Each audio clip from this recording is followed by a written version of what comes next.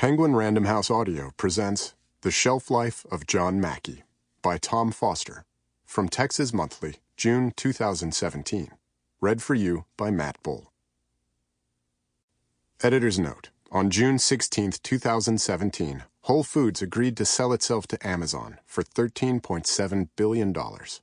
This is the exclusive story that led up to that momentous decision for the Austin-based grocery giant.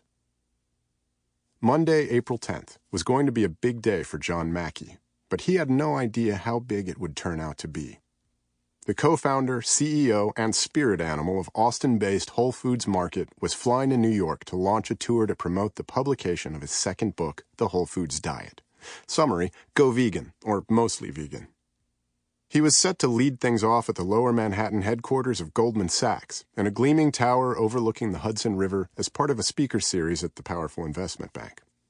Mackey was going to follow that event with a signing at a nearby Barnes & Noble, an interview on CBS This Morning, and a handful of other appearances. As he stepped off the American Airlines flight at JFK, Whole Foods doesn't own a jet and Mackey flies coach, his phone lit up with urgent text messages and voicemails. A hedge fund in New York called Jana Partners had snatched up almost 9% of Whole Foods stock and announced that it would pressure the company to either overhaul its business or sell itself, perhaps to another grocery giant such as Kroger, or to a less traditional player such as Amazon. Mackey and other leaders might have to be replaced.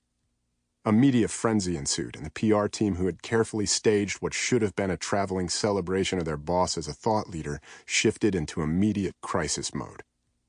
From that moment on, I was drowning in it, Mackey says, including when I got to Goldman Sachs. The CEO of Goldman, Lloyd Blankfein, wanted to meet with me because, of course, he adopts a sardonic tone, a tic that tends to make his handlers stiffen up. Goldman Sachs would love to represent you.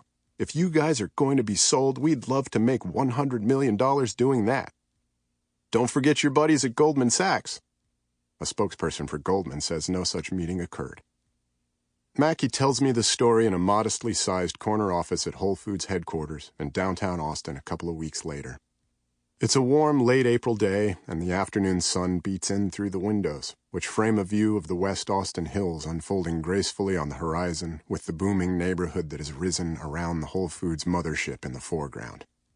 This used to be my office, but I learned it didn't have good feng shui, Mackey says with a slight twinkle in his eye. I can't tell if he's being serious. It's unbelievable timing, I note, that the Jana news would come out precisely as he was beginning his book tour. So unfortunate, because he presumably didn't want to be out doing public events while controversy swirled around his company. The timing was intense. Sample complete. Ready to continue?